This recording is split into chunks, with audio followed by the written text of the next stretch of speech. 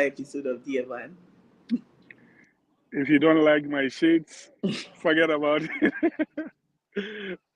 Just try to protect my eyes. Anyway, it's good to come your way with yet another episode of Dear Man.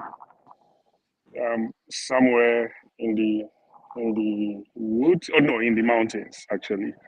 So today we had to split. Prissy had to take our second boy for his match, and I had to bring our first boy for his match as well. And it was a 3 hour drive, like more like 3 hours at 75 miles per hour is like easily again Accra to Kintampo just to play a match and come back. So they better win.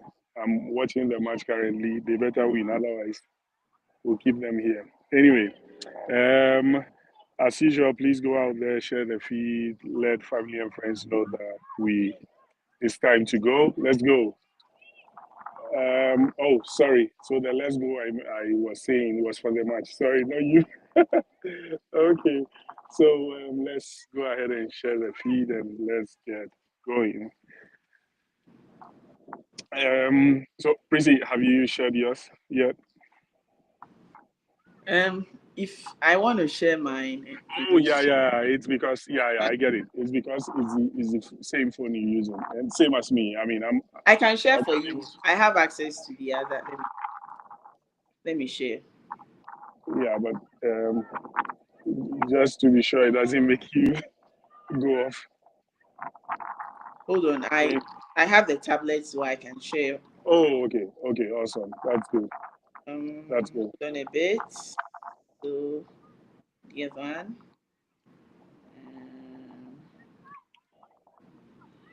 Okay, so whilst Prissy tries to share the feed, let's get to introduce the topic for today.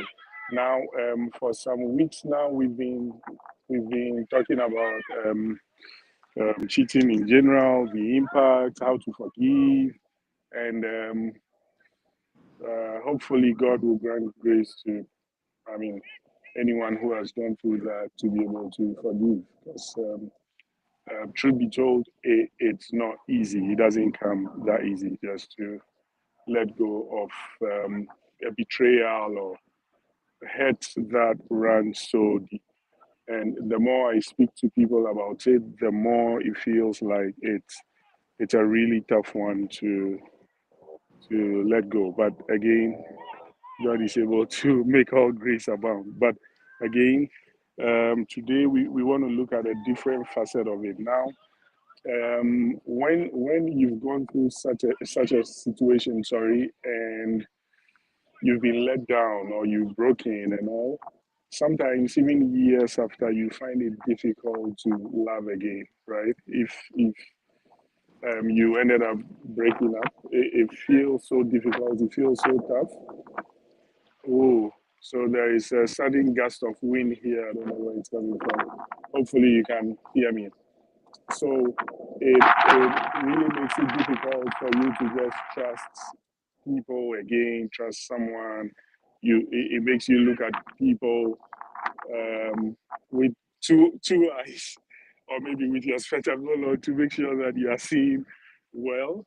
And this is the reality. Um, I was having a discussion with someone yesterday with regards to this, and you could see that it is super tough just to let go. Prissy, it's obvious that again, if you've been hurt before, it's easy to just naively say you've fallen in love, right?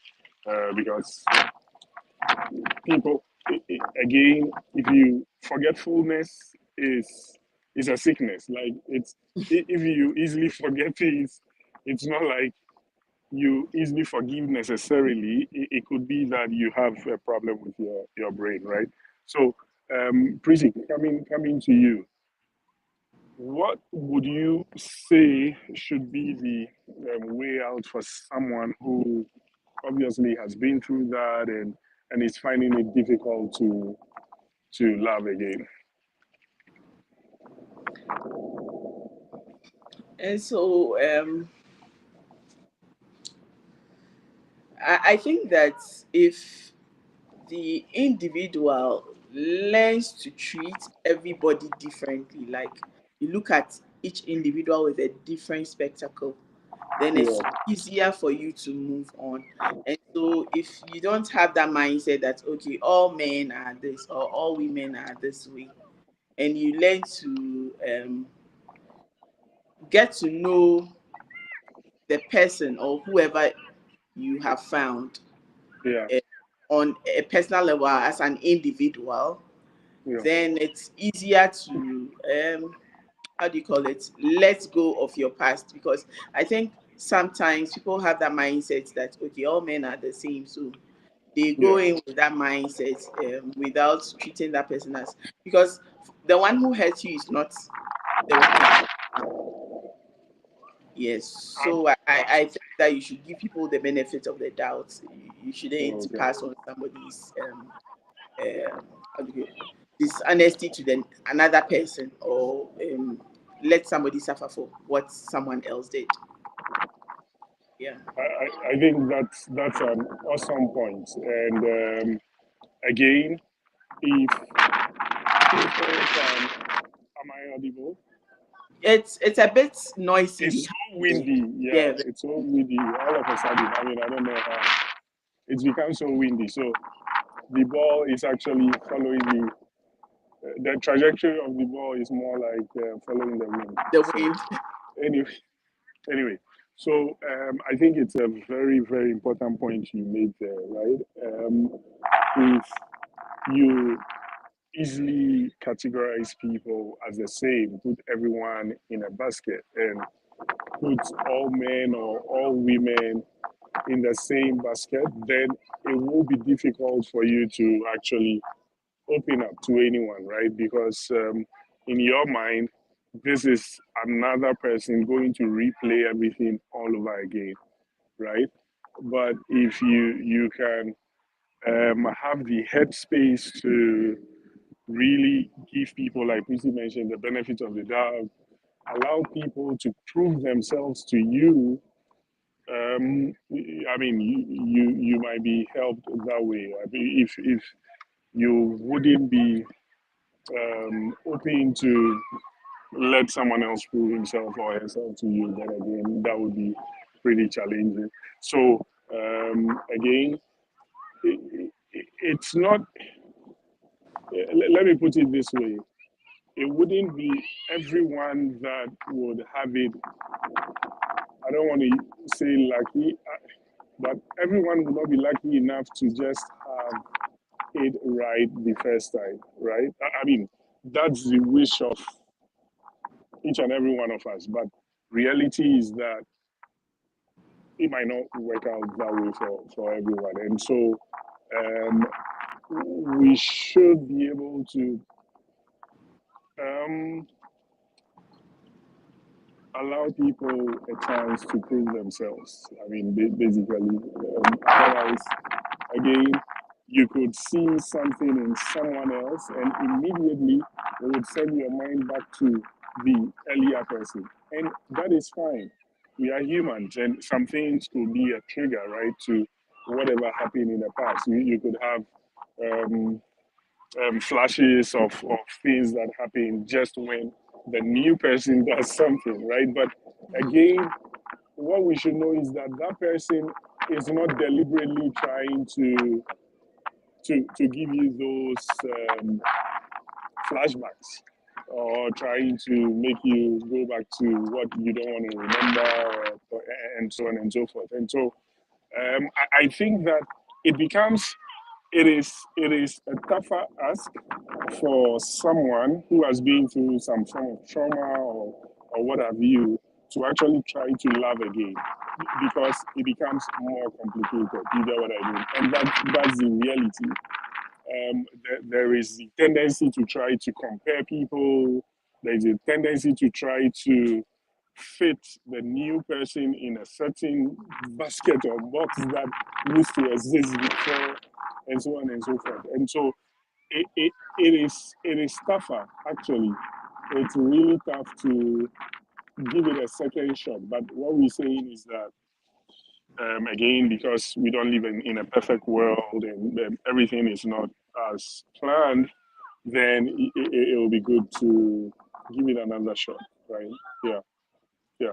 And again, Prissy, do you think that, for example, if someone wants to give it another try, okay, do you think that the um, person who has just gone out of a relationship or has a trauma or is working on the trauma, do you think it is better to open up all through to the new person, let the new person know whatever happened in the past so that the person will be guided? Or do you think that that sort of cages that person, so that this is really good. Do you think that it cages the person and rather makes the person not be himself or herself because he or she is trying not to hurt you? You get what I mean? I don't know if you heard all that I said in this conversation. Yes. I for me, I think that so that the the new person will know what he or she is going to deal with. You get Okay. it?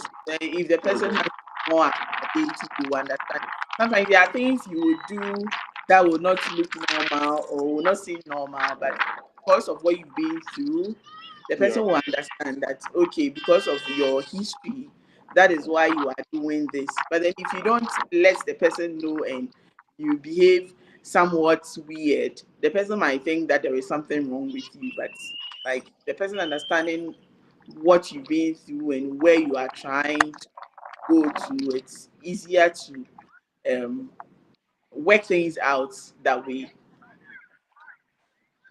Okay. But again, on the new partner's side, don't you think that it sort of becomes so challenging for that person? Like it's just like you've been given the marking scheme for an exam, and you're going through, and because of that, you just want to ensure that you don't make any mistake, you don't get on to the wrong side of the person. I mean, I don't know if I'm making sense. Because then it becomes so tough. It's like, okay, hey, this person did this person did that, and so on and so forth. And so it's more like your path is sort of charted for you, and if you go a little bit off that path, then there'll be a reaction or something because again we are human, so you don't expect that new person as well to be perfect, right? And so if there are all these boundaries and blah blah blah, I'm not saying you shouldn't have boundaries, but like there are all these past mistakes that someone has made, and you're supposed to ensure you don't fall into the same thing. Is it not difficult for that new person? It's difficult, but you will not be able to avoid the way or control how the who has not really heard things about things. Like you may not be able to control it. And so if I decide not to tell my partner that this is my past Yeah. and I am myself, right? Like the person himself, and we are having issues because of your past. It doesn't change anything. Like it won't change anything because you are you are a result of the your past, right? And I am trying to work things out with you. If I tell you or not, your mindset doesn't change. Like the head partner doesn't really change. So I believe that you should be yourself.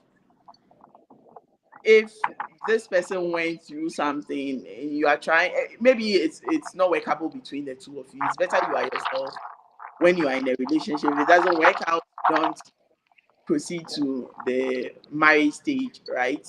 And so it's better to be yourself and let the person know that I am genuine. This is me.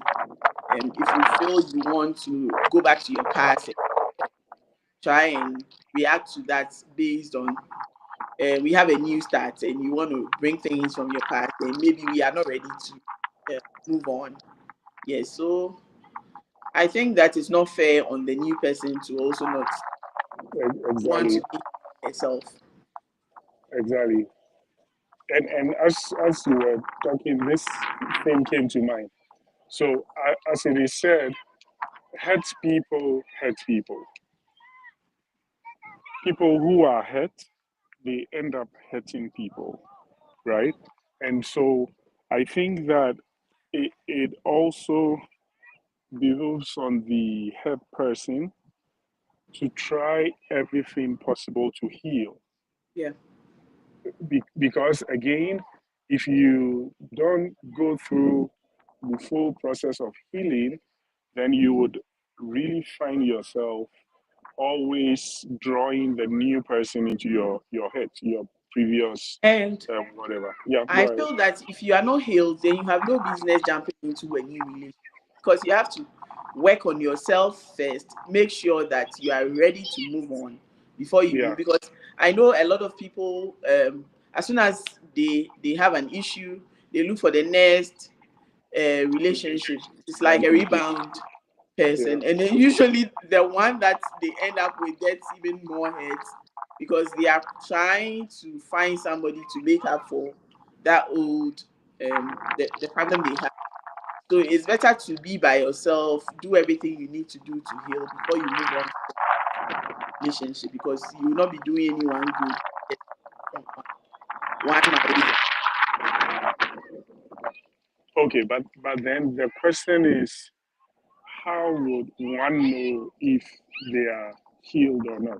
Because sometimes, okay, you wouldn't know that the wound still exists till something comes up that triggers it. You get what I mean? You might actually think that, oh, you've gotten over this, you're good to go, you're good to enter into the next relationship. How do people know if they are really over it? It's quite hard to know, like you said, because something can trigger experience you had in the past come up. So it will be difficult to know, but for most times, I'm sure healing, like you said, healing takes time. So maybe you are healed majorly, maybe like 90% or 80%, at least you can move on. But if the wound is still fresh and you are trying to get someone to make you happy while the wound is there, and mind you, if you cannot make yourself happy, like you cannot be happy by yourself, it is hard for someone else to make you happy. So um we shouldn't go seeking happiness from without, like outside, but we should like at least make sure that we are at a stage where we are we find joy within. Yeah, Okay. otherwise we'll be compounding our problems by going to invite an outsider to into our thinking that that person will make it. The person will come with his or her Yeah, own because people come with their patience and own issues. So baggage, and then if you yeah, are it looking for becomes somebody to give you that joy and you are not able to have that joy within, then it's going to be useless, or is it pointless bringing someone along here? yeah. And on that note, I also want to say this, that um, it would be, again, we don't live in an ideal world, or we don't live in a perfect world, right? But again, it will be awesome if in our own small way, or in our own capacity, we would try as much as possible not to not to get people hurt, right? I mean, I think I'm under some solar installation now, and so the wind should It's be better better. now. Yeah, exactly. So I think that if we could try in our own power, I mean, however we could, not to hurt people. Life happens, right? That's true. But if we can really, really try to stay away from hurting people, I guess the world will be a better place, right? And we wouldn't come. We wouldn't need to, or people wouldn't need to endure all these complications here I, and there. I, Because I yeah, I think right, that people do not intentionally hurt people, only that people are selfish. So I think that if people will be a bit more selfless, right? Because when people are doing things, they don't even think about the repercussion that, oh, yeah, this action I'm taking, yeah, how is it going to affect this person, that person, this person? exactly. They don't think about that. They think about their personal gain, right? Right. Without thinking. So if maybe when we are going to take up something, we want to do something, we think about how it's going to affect the people around us, our loved ones. We think about Right. all those things before we take that action. I think that Mm, it will go a long way to prevent most of this health issue. And so I think taking making decisions should not only be based on our personal joy, our personal happiness, but we should think um, more about people around us, how it will affect them. Because if I'm going to cheat on my partner, my first thing is that do I have commitment somewhere? Do how is the person going to feel if they find out that I'm doing this or that, or how is it going to affect? Maybe I'm even in a church. I hold a big position at church, or I'm a company executive. If people hear about it, how is it going to affect the image of the institution I'm in? You see, so when we are able to put all these things into perspective, it's easier for us to make sane decisions. But a lot of people do not think about all those things before they are thinking about personal, instant pleasure, personal. So it's more like greed. So it's mm. greed that usually leads people to those things. Yeah.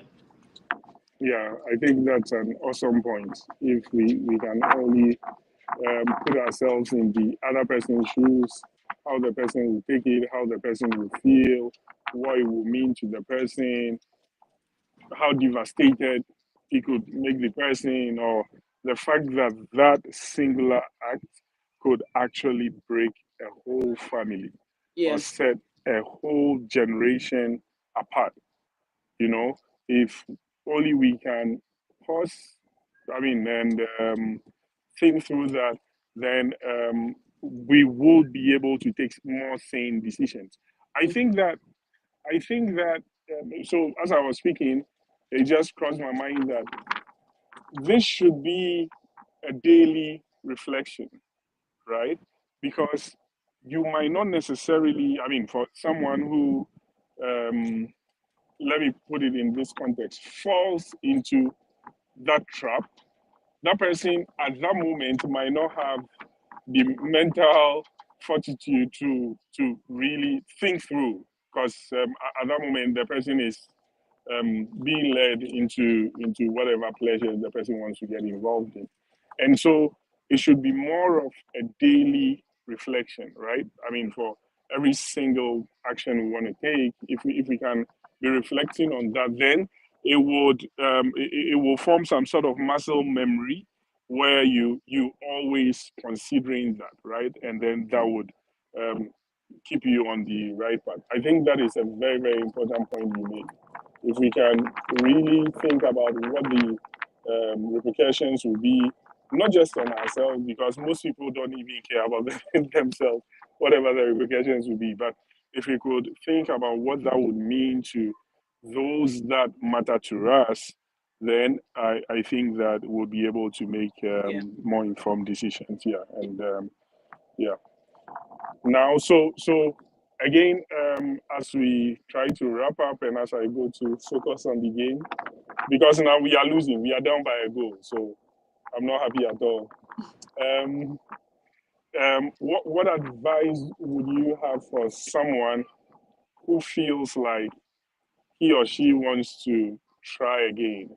He or she wants to try this whole love relationship or even marriage thing again, has been in it did not go well because of one thing or another, wants to give it a shot. What would be your advice to such a person?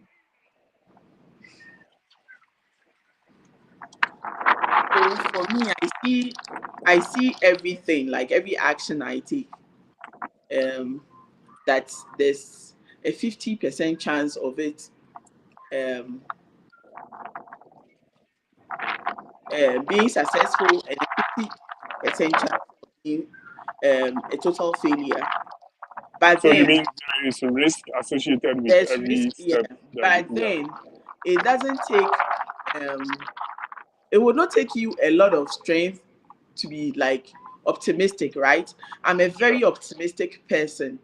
And so always I'm like, okay, I don't lose anything if I don't lose or gain if I don't attempt it, and I don't lose or gain if I what if I attempt and it's then it Exactly. works. So if you go with that mindset that it can work, it won't work, right? You Yeah. don't get too hurt when because you know the expectations. It Yeah. either works or not, Yeah. right? So Yeah. but I would prefer to be very optimistic and then it works. If it doesn't work, for me mostly it will look like I am I won't say it's contentment, but I'm like, maybe it's not the will of God, right? You're right. So if it's the will of God, it will work out. If it's not the will of God, then that door will just close for another door for me to see the door that God has opened for me. And Right. so we cannot do it by our might. We can just pray that God will guide us to make the right Exactly. choices. But then if it doesn't work out, then let's see it as not the will of God. But then when it goes into like the marriage, then it's hard for you to say that I am divorcing again or something.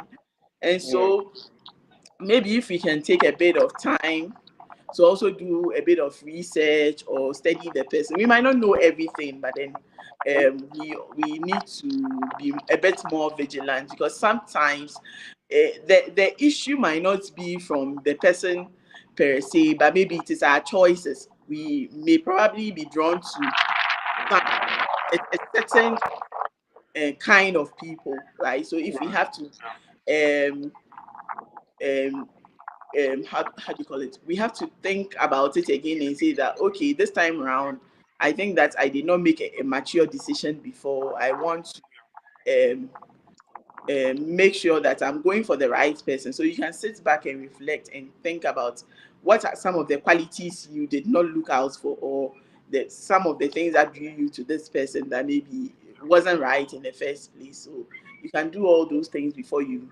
decide to enter the next relationship. So I'll say that you cannot avoid it and you cannot, but there are ways that you can minimize some of this. You cannot prevent with your own strength, but there are things that you can do to minimize you risking getting into a bad marriage or a bad relationship. Yeah. Oh, okay. Okay. That makes a lot of sense. Thanks for that. And on that optimistic note, we draw down the curtains on today's episode of Dear Man. Um, I think that